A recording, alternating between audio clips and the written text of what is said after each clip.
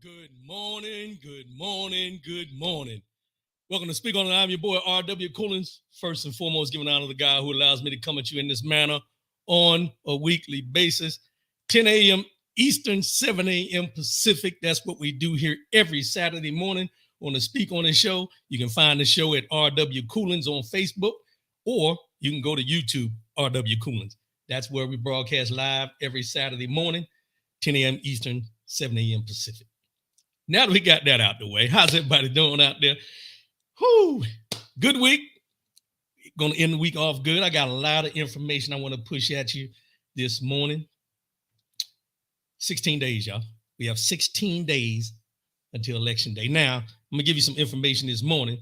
Actual Election Day is November 5th, 16 days away. However, I got some dates of early voting, which I encourage everyone to do. Early voting coming up.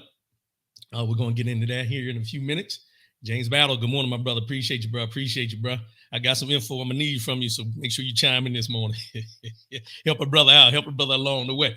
So let's go ahead and get these formalities out the way.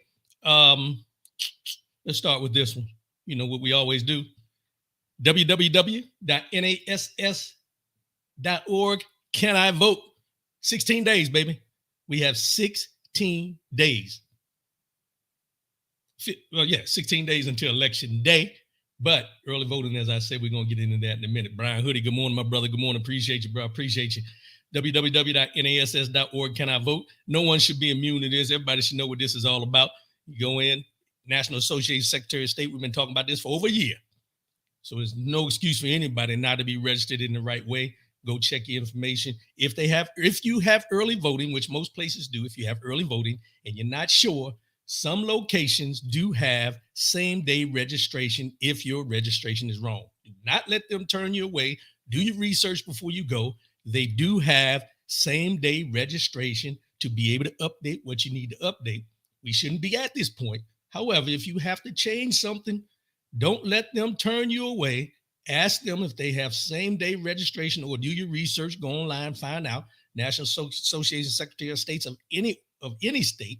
Find out if you're able to do same-day registration on that day if your information is not correct. Do not allow them to turn you away. Know your rights. So this is the first page. Yeah. Next page, you go to voter registration status. You click on that exclamation point within the circle or the I, whichever one you want to look at it. Then you go here, drop down to your state, what state you live in or where you're registered at. You need to put in your last four, your social security number, or you can put all your information to include your driver's license number, and then you will be able to see how you're registered, if you're registered in the right way, all those things. As I said, we've been doing this for over a year, where we've been talking about this, and we should not be at a point where we're still trying to figure out if we're registered in the right way. Just shouldn't be. Not 16 days out from the election when we've been talking about this for over a year. www.nass.org. Can I vote? 16 days, y'all. 16 days. Now, early voting has started. Let me get these out the way because I want everybody to understand. You know, I'm international. I'm all over. This broadcast all over. So I want everybody to bear with me. If you're not sure about your state, check it out. But here's where we go. Alabama, Mississippi, and New Hampshire do not have an option for in-person early voting. If you live in any of those three states, Alabama, Mississippi, and New Hampshire, you don't have an option for early voting in person in those states. Reggie P. Rowe, good morning, my brother. Appreciate you. The following states have already begun in-person absentee early voting. That's Minnesota, South Dakota, and Virginia. Started on September 20th, long time ago. Vermont, September 21st, in-person voting, early voting. Illinois, September 26th. Montana and Nebraska, October 7th. Wyoming, Indiana, New Mexico, Ohio, October 8th. Terrence Collins, good morning, my brother. These have already started, so be aware. Wyoming, October 9th. Arizona, October 9th. Georgia, October 15th. And we seen the other day, and I didn't write the numbers down, but Georgia had the largest first day turnout of early voting ever in this election. Pay attention. It's Georgia. Iowa, Kansas, Rhode Island, Tennessee, October 16th, early voting. North Carolina, October 17th. Louisiana, Washington, and the state of Washington, October 18th. Massachusetts and Nevada, October 19th. That's today. October 19th, Nevada, that's where I'm at. I'll be dropping mine between today and tomorrow. Got some final things I need to read up on, but we're going to get this taken care of. Alaska, Arkansas, Colorado, Connecticut, Idaho, South Carolina, and Texas, October 21st. Early voting starts. Hawaii, Missouri, Utah, Wisconsin, October 22nd. West Virginia, October 23rd. Maryland, homeboys, hometown, home sisters, everybody back home, October 24th. October 24th starts in Maryland. Delaware, October 25th. Florida, Michigan, New Jersey, New York, October 26th. DC, October 28th. Oklahoma, October 30th. And Kentucky, October 31st. Now, I read all those, and some of y'all caught them, some of you didn't, but I'm putting the information out there. You can go back, slow it down if you want after the show and find out, or just go to your ballot. If you got a mail-in ballot, it says when you get, where the location drop-offs are, when you can drop off, the hours you can drop off. You don't have to wait until November 5th to vote. There's early voting in all the states except for Alabama, Mississippi, and New Hampshire. Alabama, Mississippi, and New Hampshire. There's no excuse for any of us not to vote early. There's no excuse for any of us not to vote at all. It doesn't make sense for us not to be at the polls and do what we're supposed to do for what our ancestors fought for in this world to get us where we're at, where we're authorized and able to vote in these elections during this time. Now,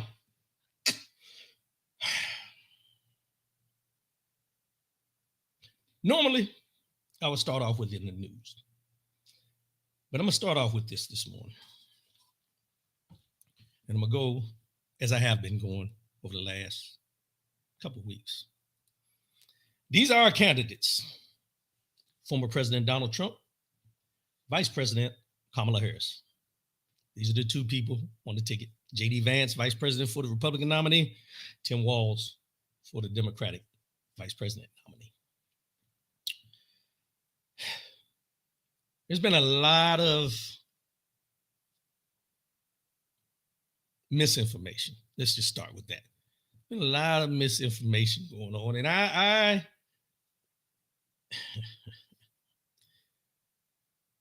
attended a Project 2025. Let me take this down for a minute. I attended a Project 2025 information meeting the other day at the Nevada Democratic headquarters here in Nevada, in Las Vegas. And it wasn't a lot of people. It was probably maybe 20 people that were there that are interested in hearing what 2025 is, a Project 2025 is all about. Now, if anyone's been watching the show and is a regular, you know I've talked about 2025. I broke it down at one time on what the different parts of it are and different things like that.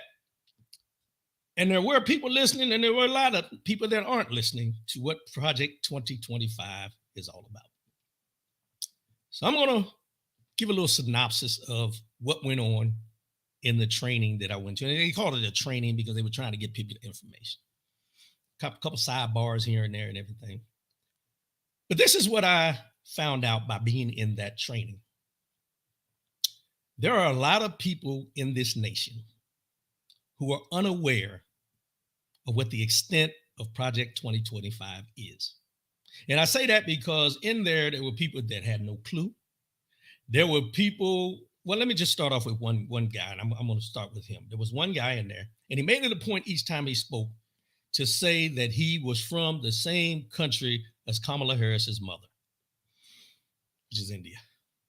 He made it a point to say that each time.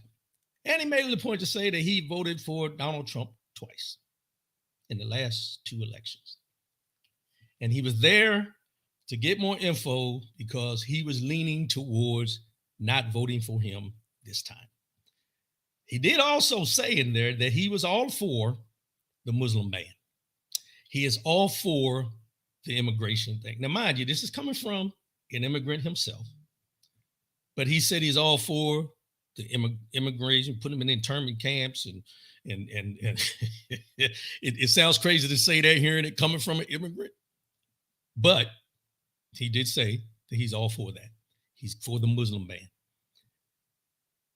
But when we got further into the discussion, this is where I had to speak up. Because when they started talking about 2025, Project 2025, and they got into the depths of it, he spoke up and said, well, I don't think that they're going to implement this. There's no way that they can implement this. Now, mind you, I'm sitting in the back and there's a lot of people listening and talking and interjecting and everything. But my biggest question to him was, when I had an opportunity, I asked him, I said, let me ask you a question. And I understand everything you said. You voted for this man twice, but you're here for a reason. You're here because you don't agree with something, obviously, this time around. He mentioned January 6th. I said, okay, so you didn't agree with January 6th, so now you're here to try to understand what Kamala Harris's policies are about, because you're thinking about voting that way. But when we're talking about Project 2025, do you know that the Muslim ban and the immigration ban are all in Project 2025? I said, in conjunction with that, in Project 2025, everything in there is everything they want to take away as far as freedoms for people in this country, no matter who you are, whether you're an immigrant, whether you're black, white, they want to take away your freedoms that you currently have. Affordable Care Act, Medicare, Social Security, started naming them down.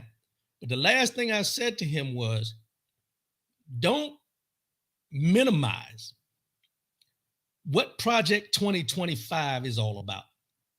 And I said it to him this way. No one, and me being a veteran, and the veterans out there understand that, and people in business understand this as well. No one sits down amongst the people that you've hired to sit down and write a project plan for plan, word for word, that comes out to be 900 plus pages just to write it. No one takes that time. No one puts that much money and resources into writing something that's over 900 pages for something that they don't plan to implement. You don't conduct a war plan if you don't plan to use it at some time. Prevention, yes. But I had to let him know this, because the mindset for a lot of people is Project 2025 has nothing to do with Donald Trump. But I'm going to show you something that shows that it is dealing with Donald Trump. When somebody takes the time to draw up a playbook, they're going to use it. Project 2025. This is what Tim Walz said. I've been saying this since day one. You don't sit down and write up 900 pages of a plan without planning to use it. Willis Cheney, good morning, my brother. Appreciate you. There's no way. Not the money and the resources you have used to make this 900 and some page booklet. No, doesn't happen that way. The other part of it is this. If you Google Project 2025, I can't see all of it, so y'all bear with me for a minute, because I want to make sure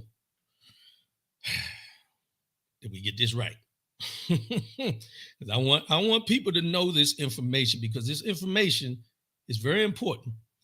In Project 2025, it says there's a national abortion ban, restrictive IVF access, in vitro fertilization access, which this week, Donald Trump said he's the king of IVF and didn't even know what it was. And he made it a point to say that there was a nice looking female senator or congressman that came to him and explained it to him. And now he says he's the king of IVF. Shallow. John Cheney, good morning, my brother. Appreciate you.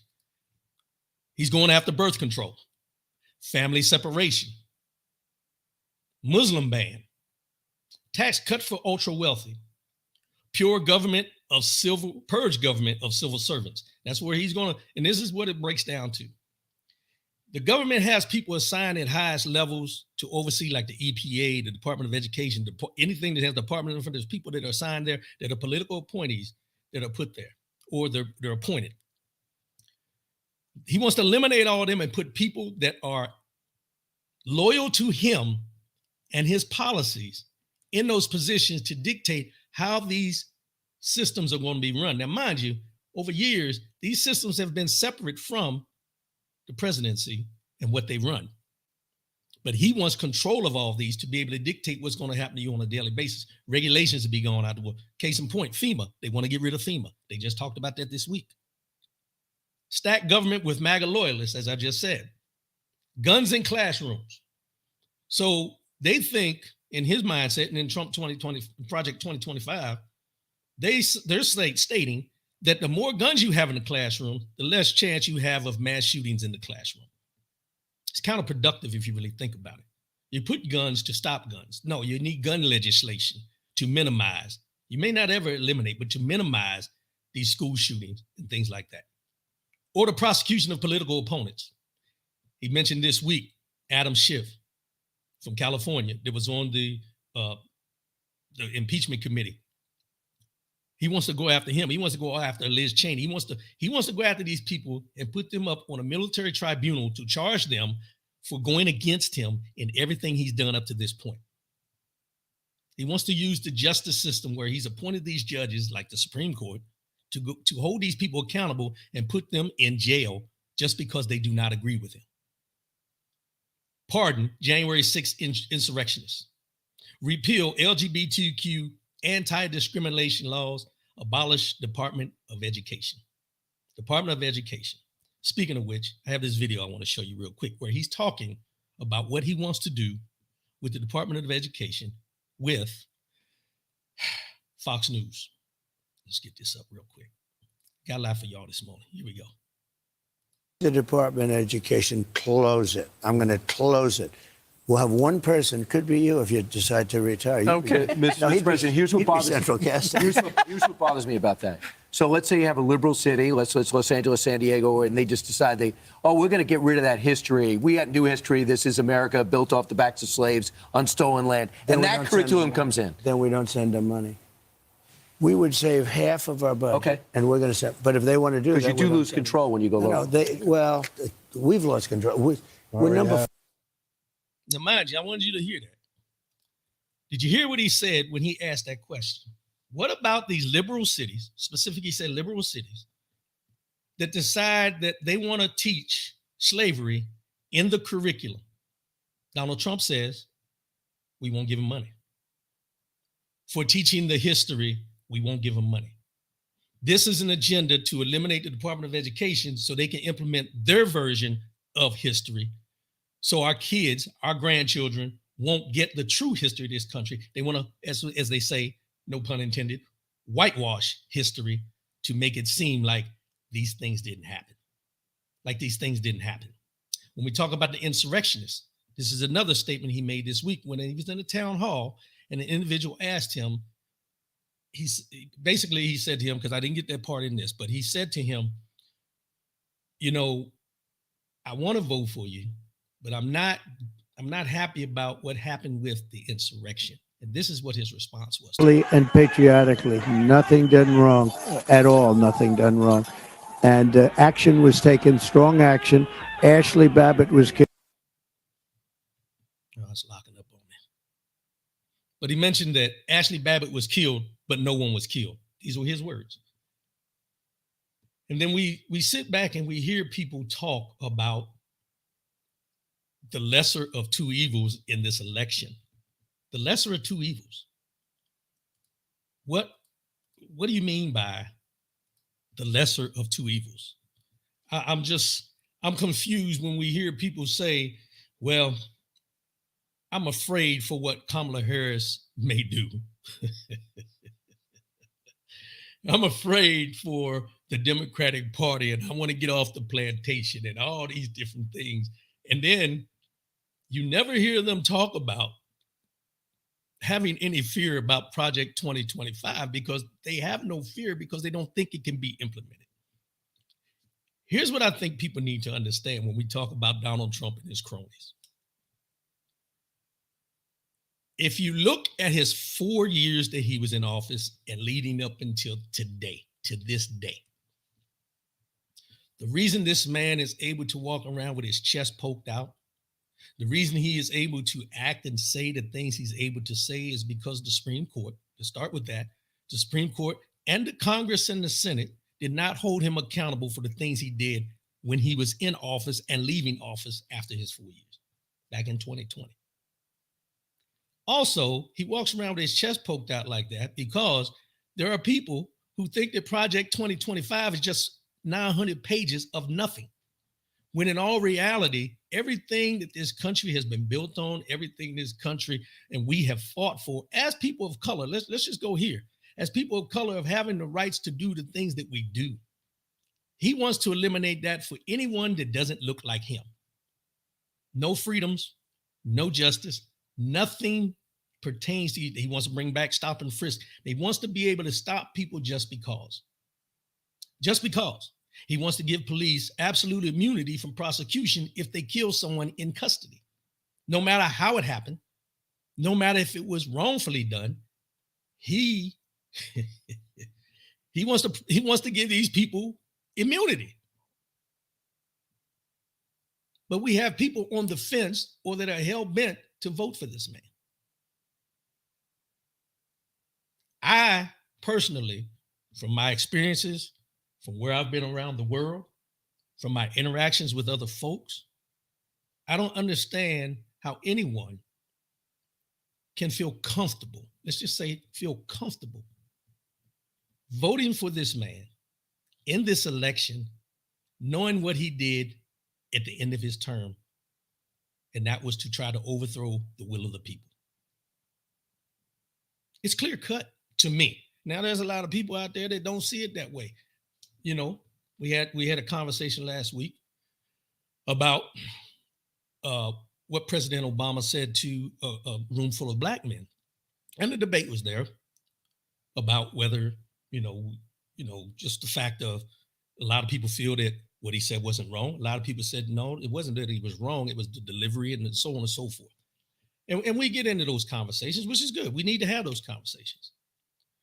But if you notice, when you step back and you look at the bigger picture, you don't see them debating of whether Donald Trump's verbiage is okay or it's wrong. You don't see people debating on whether he's going to implement what he's going to. You don't see anybody pushing back on him when he comes up with these racist dog whistles or anything like that. No one says anything. Well, and I won't say anybody, but his supporters just sit there and shake their heads and agree with anything and everything that he's doing. Because why?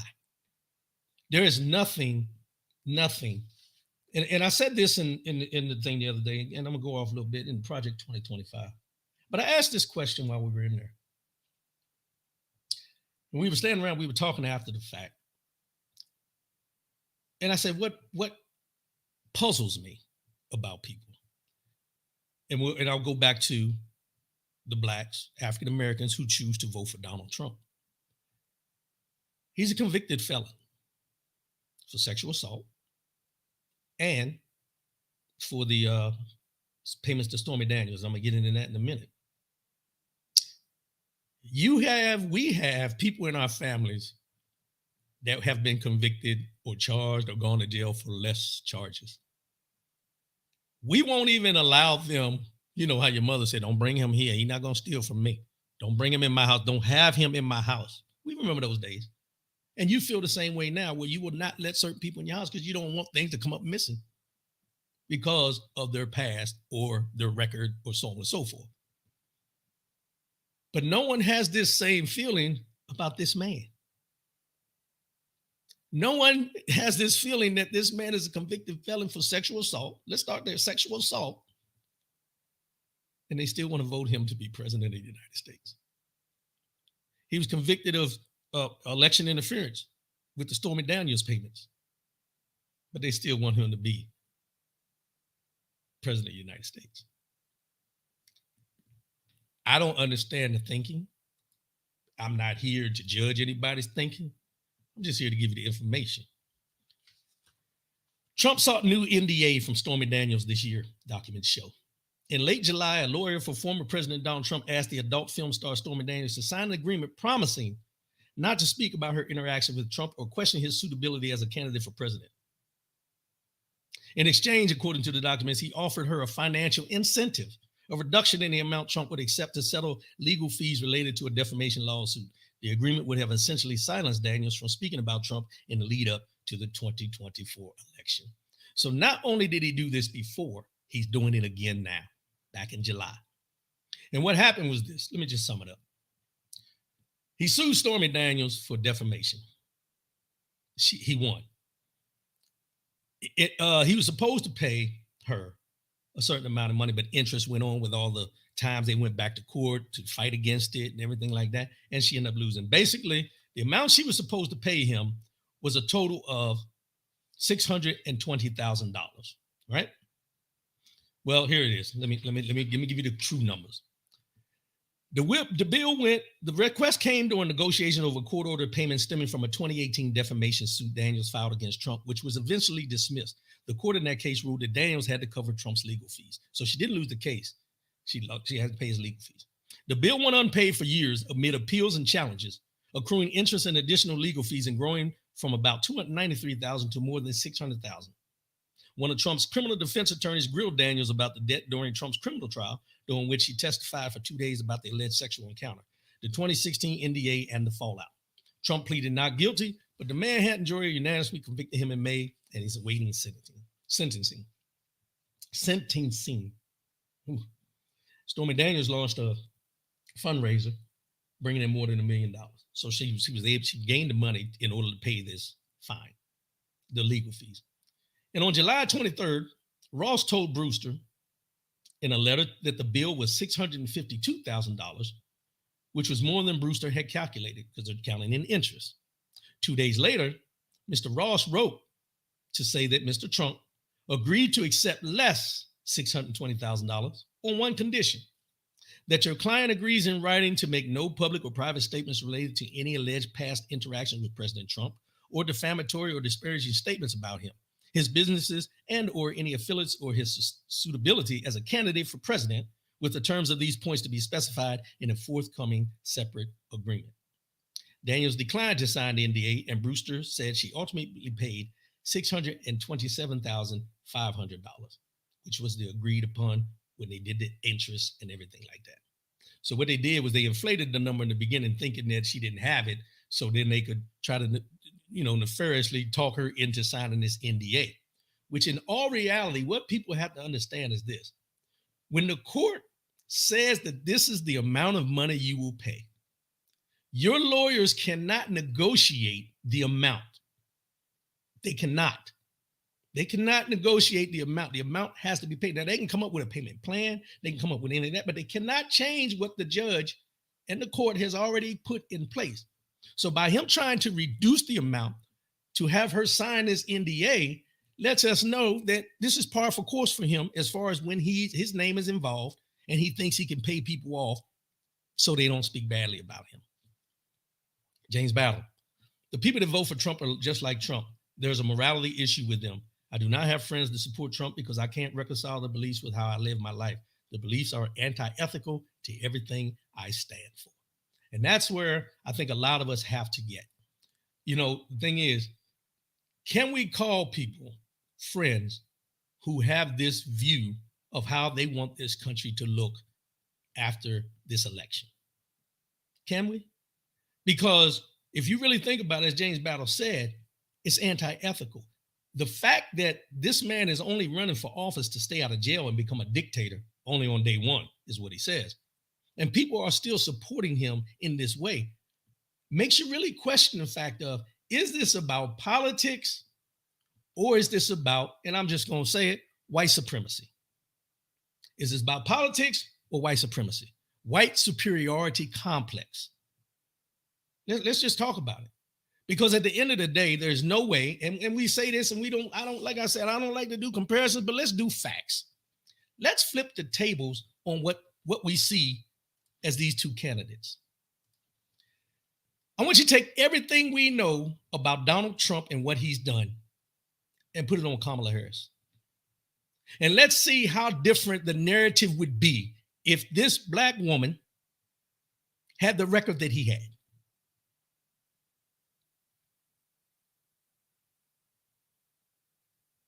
There's a lot of silence out there. I don't do comparisons, I do facts. We all know that this narrative would be completely different if she said one part of some of the things he said. If she acted in the way he acts, if she stood up on a stage and danced for 30 minutes of music because he didn't want to answer any more questions at a town hall, if she turned down interviews with 60 Minutes or Fox News or whoever, if she decided to not do a debate, the narrative would be completely different if this black woman did that, if a black man did that. Let's just be honest about this. There is no way that anyone in this United States of America can say anything differently because it's fact. This country is rooted in racism. It's rooted in the fact that anyone of color is less than, and those that know. At the end of the day, when we talk about this election, this has more to do with racist tropes than it has to do politically. Let's just call it what it is. Now, people can get mad at me all you want. I know what I read, and I do a lot of reading. You do a lot of watching. I'm not saying everybody, but there's a lot of people that just watch things in order to get their information, and it's the wrong information because you don't go back and try to find the facts about what's going on. Let's just be honest about it. But this is where we're at. We're within 16 days, and we still have people defending this man about who he is and what type of person he is when he's always been known to be who he is. They don't want to talk about the redlining in the 70s. They don't want to talk about the failed casinos. They don't want to talk about bankruptcies. They don't want to talk about everything in his past that has failed.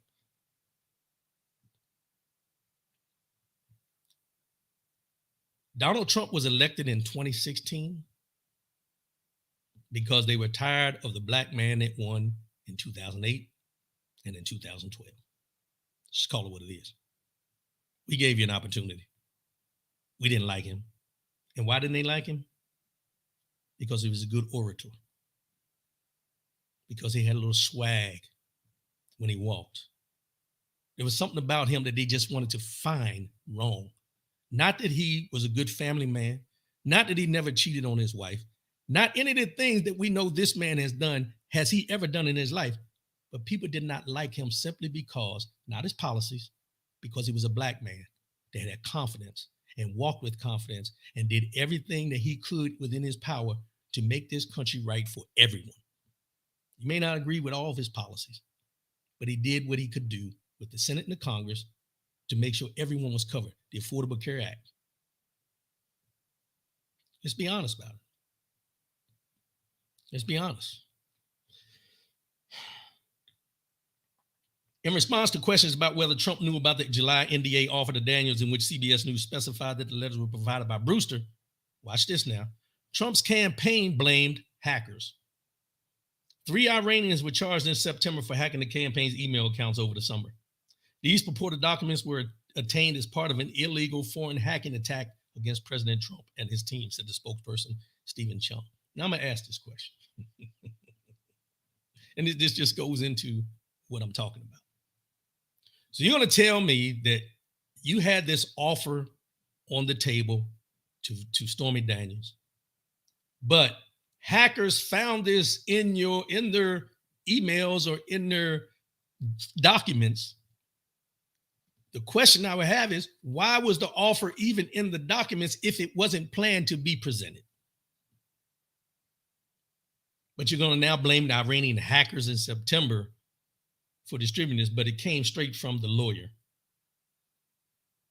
We are working with authorities to determine the legal repercussions for those likely committing federal offenses by posting and utilizing stolen material by terror regime adversaries, Chung said. Ms. Daniels has been held to account by having to pay President Trump over and above the money she owes to him as a result of her wrongdoings. So totally avoided the fact that you're blaming this on Iranian hackers, that this letter was sent to her lawyer from your lawyer, but Iranian hackers are the ones that got this information.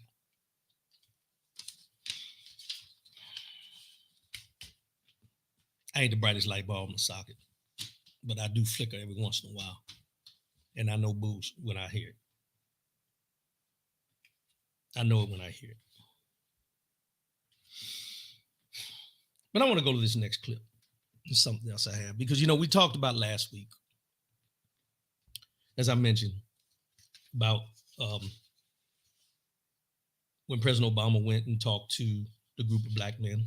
And there was, like I said, there was some agreeing to disagree as far as the delivery and what he said and everything. And, we can have those debates. But this is something I seen this week. And it comes from a person that I know a lot of y'all probably going to look and say, this mug right here. But it's something that I think we need to hear, because this is a narrative that is going around within our communities. A narrative from someone that some of these people look up to. A narrative that is out there that I think we need to push back on more than the person pushed back in this instance. And here we go. Let me put it up.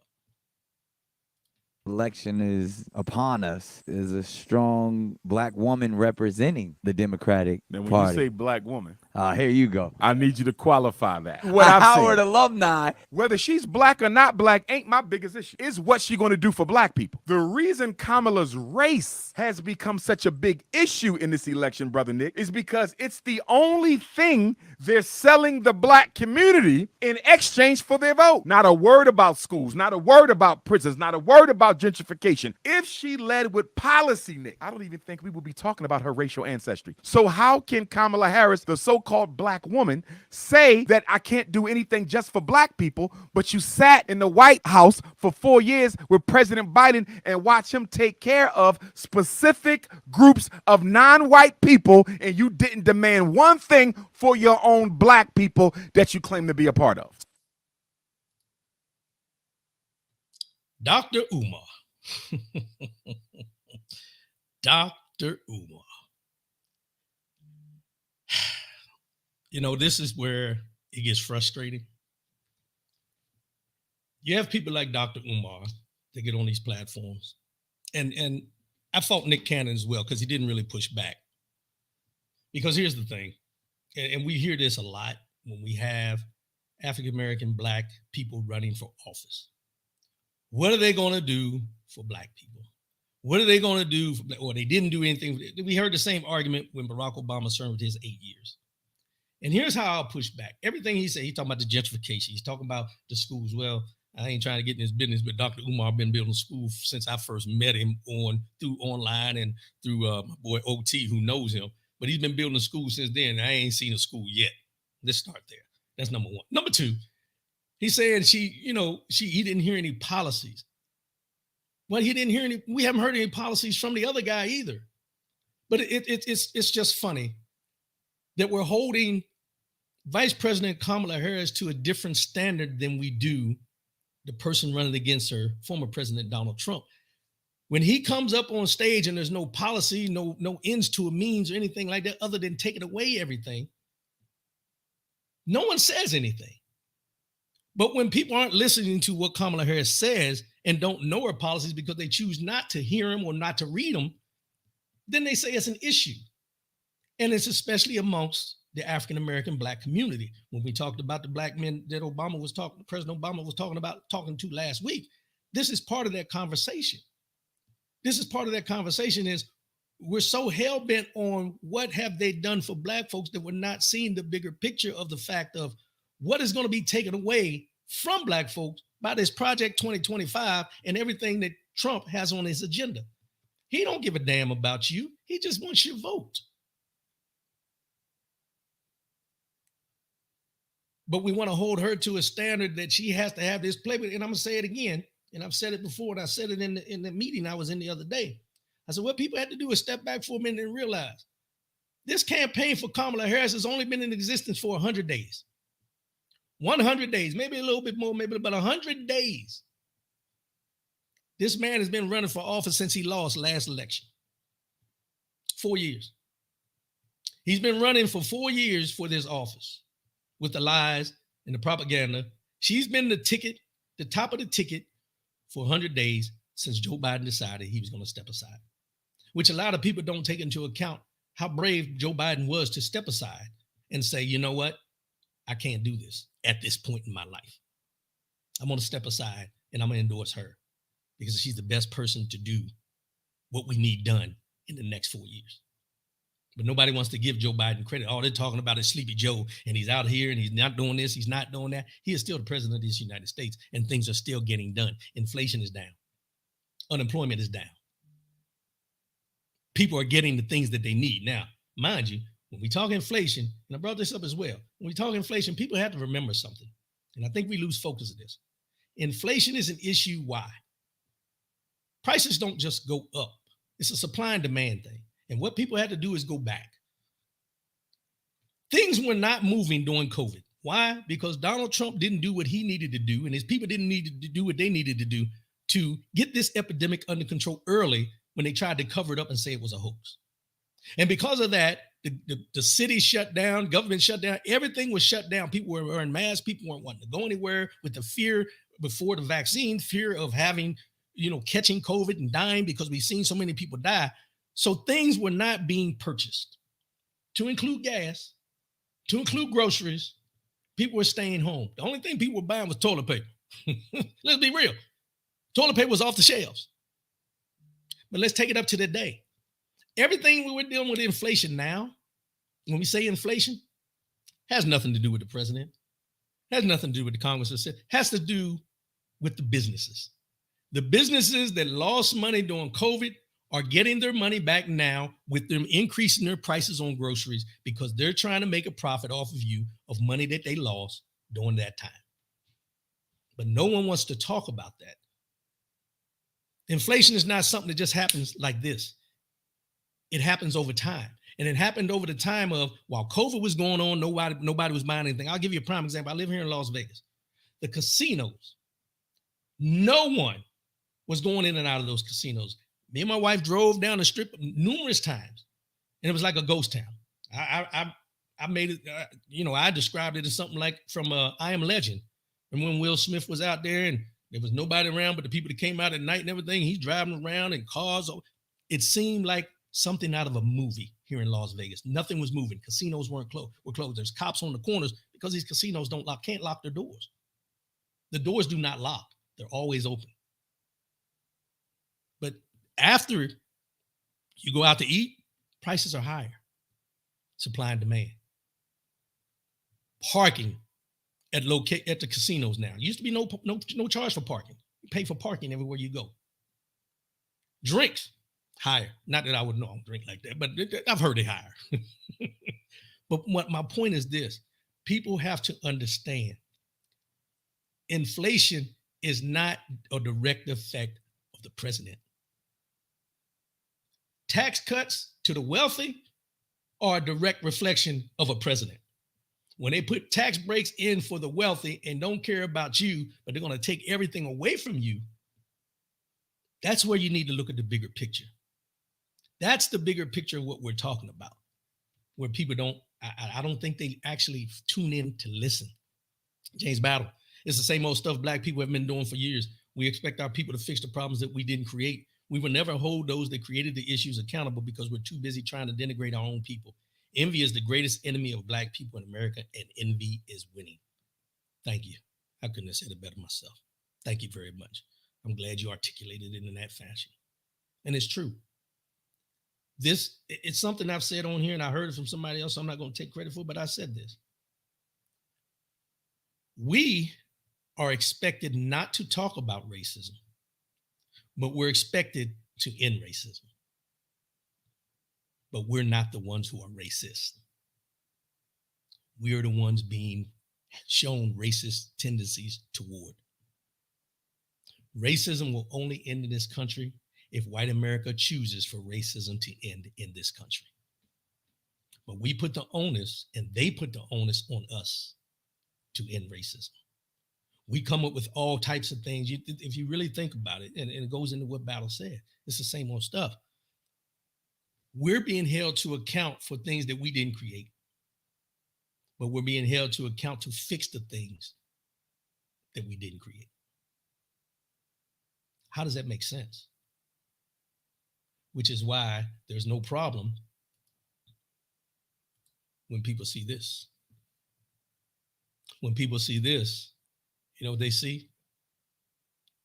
In their minds, they see a strong leader in Donald Trump. Because in most cases, he says and does what they wish they could do. And we've seen it act out. We've seen people feel emboldened and empowered to do whatever they want to do and say whatever they want to say, no matter what the consequences are towards those people. We've seen it. Somebody tell me what Donald Trump's degrees are in. Does he have a degree? We can talk about Kamala Harris's resume long. The steps and how she got to be where she's at. Let's just break it down in this way. You're looking at two people. You have one, Vice President Kamala Harris, who did things the right way, got her education, served district attorney, state attorney, senator, now vice president, soon to be president. Then you have Donald Trump, failed businessman, sexual assaulter, doesn't pay his bills, still owes states money for his rallies when he goes there because they have to pay for the security and all those type of things, still outstanding debt on those things that they'll probably never get. And who's going to pay it? The taxpayers in each one of those states is going to pay for what he doesn't pay.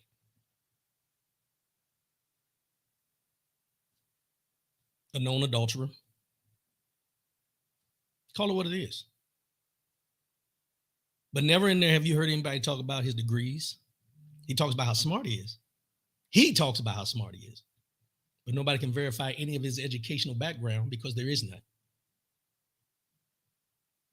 How he beats the tax code, how he pays people to beat the tax code so he doesn't have to pay taxes that we pay. And this is the person that people want to be president. Why? Because he has the complexion for the protection. It's that simple. You would never see anybody or have anyone with his resume be put into any office if he was a person of color. Wouldn't happen. And these are facts. Facts. And then you had to ask yourself why people like Dr. Umar would sit on the platform with Nick Cannon and say, what has Kamala Harris done for black people? Flip the script, what has Donald Trump done for black people in his 4 years that he was in office? You help me out. And then people push back, say, well, Kamala Harris locked up people. 47 people went to jail for drug convictions under her watch. 47 in the time that she was in office as a prosecutor. 47. And that's not a breakdown of 47 black. That's 47 people total. But people want to hold on to the fact of she sent black men to jail.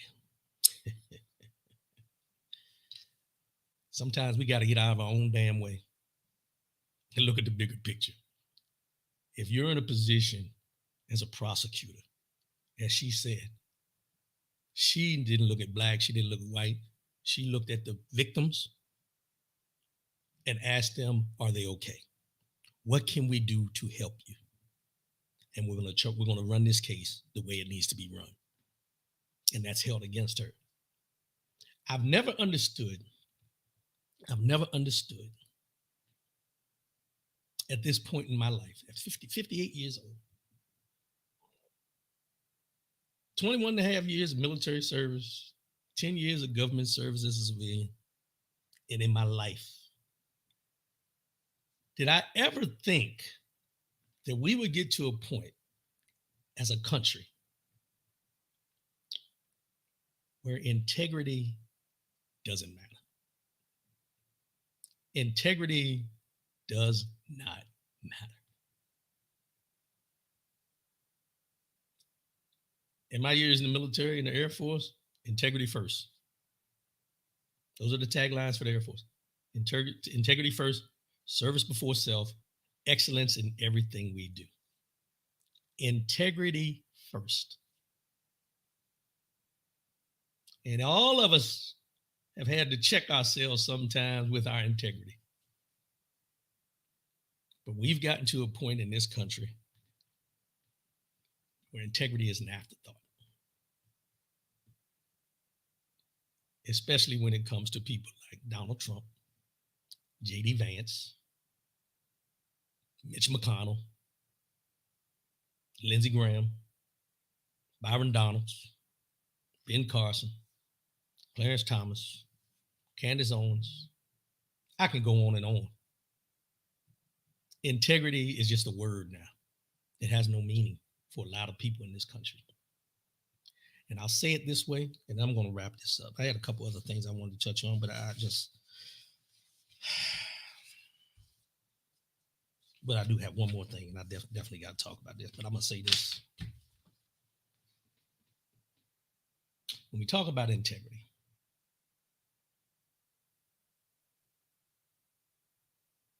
do the right thing even when no one is looking. Do the right thing even when no one is looking. The bootlickers are embarrassing. Yes, they are. They are. And that's where we are, is when we become, and I'll say it this way, John J., when we become embarrassed because of the folks that look like us choose to take that route, that says a lot. Because, you know, it's growing up as kids, and this, and I know this ain't just, hopefully it's not just in the Black household, African-American household, but when we say, you're not going out this house looking like that, you're not going to embarrass me. That's your mama talking. You remember them days? Before you leave this house, you wash your face, you brush your teeth, you comb your hair. You're not going out here, and they ain't going to talk about you. They're going to talk about me. You remember them days? Those days have fallen by the wayside. We don't have that integrity in our country anymore. But I want to end with this last thing, and I want to make sure that I bring this up because I want people to be aware of this. In Michigan this week, Black lawmakers in Michigan want to know how an ad targeting Black voters from mid-Michigan Republican running for Congress was printed with the wrong election date. Now, this is where integrity comes in again. Tom Barrett's campaign, which says it's making an effort to reach Black voters, placed a full-page advertisement in the October 2nd edition of the Michigan Bulletin, a Black-owned publication predominantly serving Lansing's Black community. But the advertisement told readers to vote on November 6th, the day after the election day, November 5th. The advertisement told readers to vote on November 6th, the day after the election day of November 5th. The competitive race between Barrett and Democrat Curtis Hartel will elect a successor to Democratic Rep. Elisa Slotkin in Michigan's 7th Congressional District. Democratic State Senator Sir Anthony of Lansing and Erica Geis of Taylor, who filed a complaint on behalf of the Michigan Legislative Black Caucus, raised additional concern that the campaign had violated state law. Now,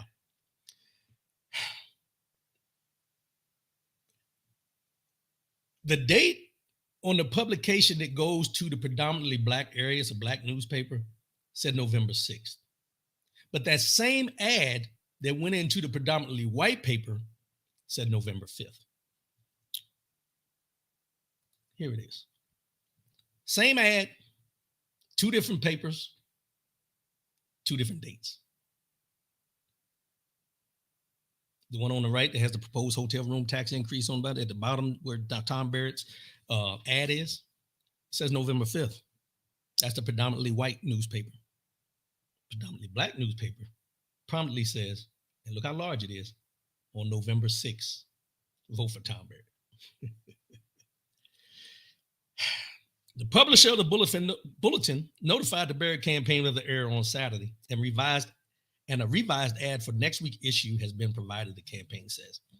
The complaint cites an analysis by the Brennan Center for Justice, noting that more recently, voter suppression takes the form of misinformation campaigns and deceptive practices such as lying about the time, place, and manner of voting.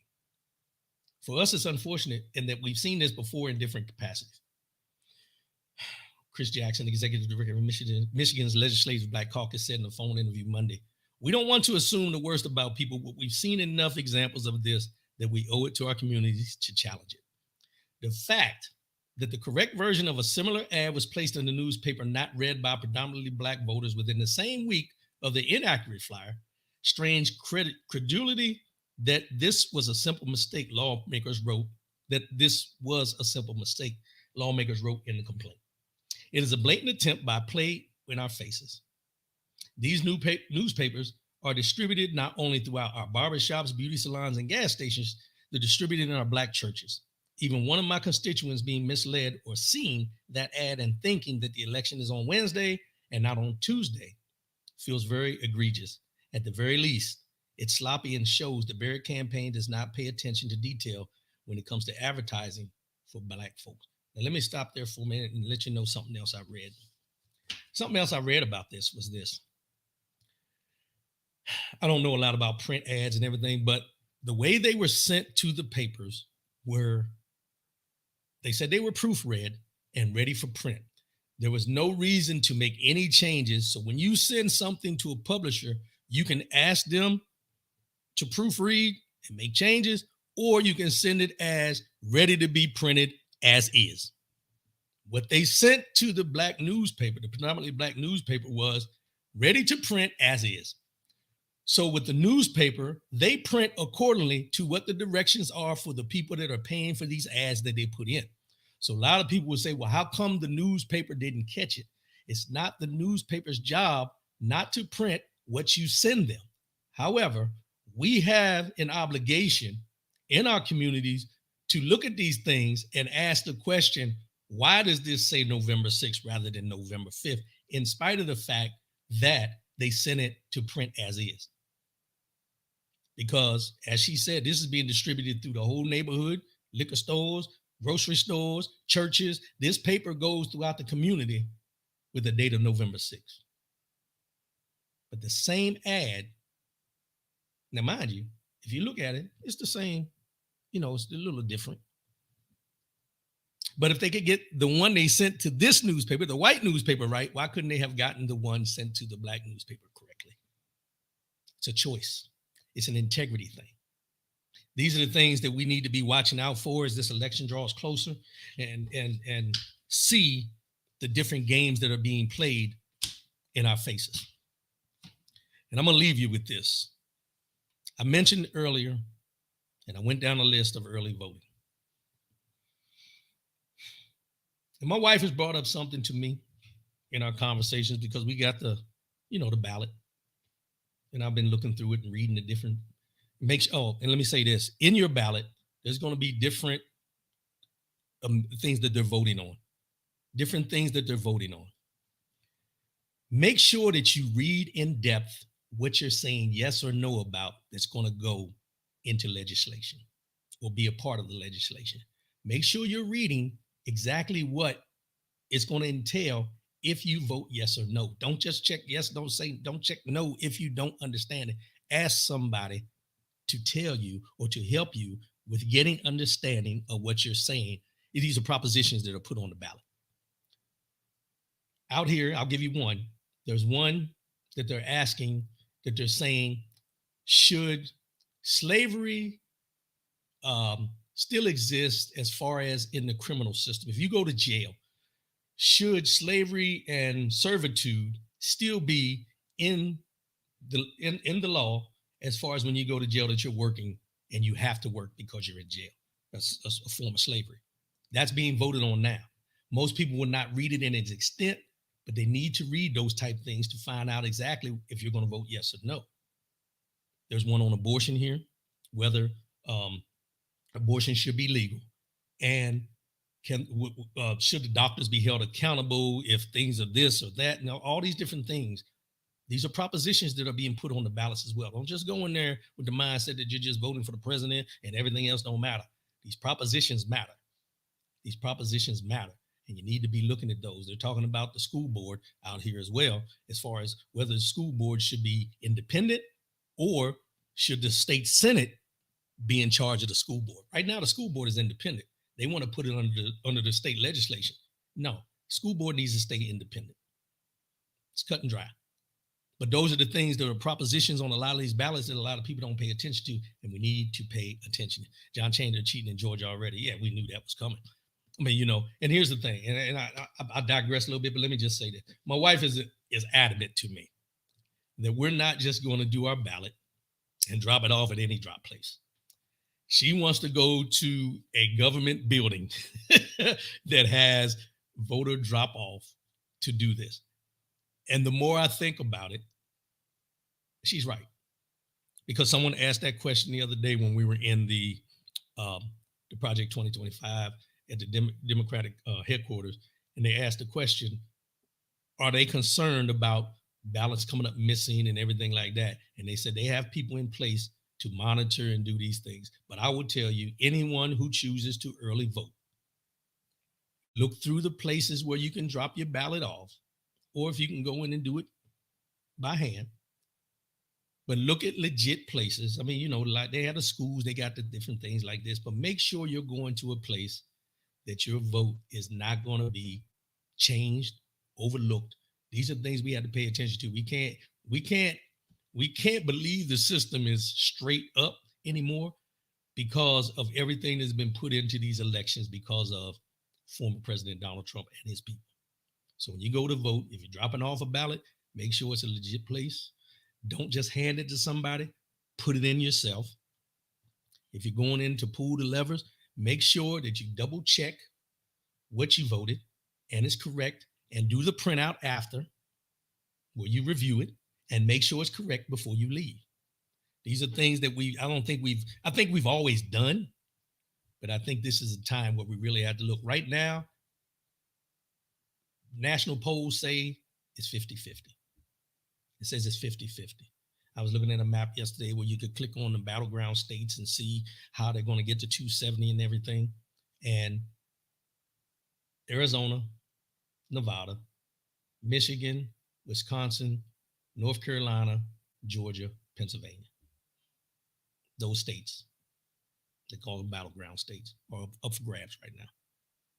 Those states are going to either make or break who wins this election. Anybody you know there, make sure you call them. But pay attention in your state. Make sure you're doing everything you need to do to make sure your vote is counted and make sure you get your information in. 16 days. 16 days. When we talk next week, you know, we'll be on the countdown for the get down. And hopefully by next week, anybody and everybody that can early vote has already done it, and you don't have to worry about it. All you need to do is sit down on election day and watch the results come in. If you can participate, if you can get out and help and knock on doors and do all that kind of stuff, do that as well. Do that as well. They called me yesterday, and I'm trying to find a schedule so I can get in there and do some knock. I don't know if I'm going to knock on doors because I don't know who behind the doors. That's a problem for me. But if there's other things they need me to do, I'll get involved.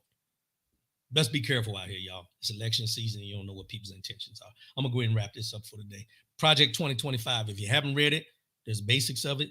Go back, look at it. Department of Education, abortion, Muslim bans, internment for immigrants, all these different things, deportation, all these things are major issues that a lot of people aren't paying attention to that I think we really need to be paying attention to. We're there, y'all. 16 days. As I always say before I sign off, love yourself, love one another, keep your head up, and most definitely, keep your faith in God. I'll see y'all again next week, and I'm out, and I'll holler at y'all. I love y'all. Peace.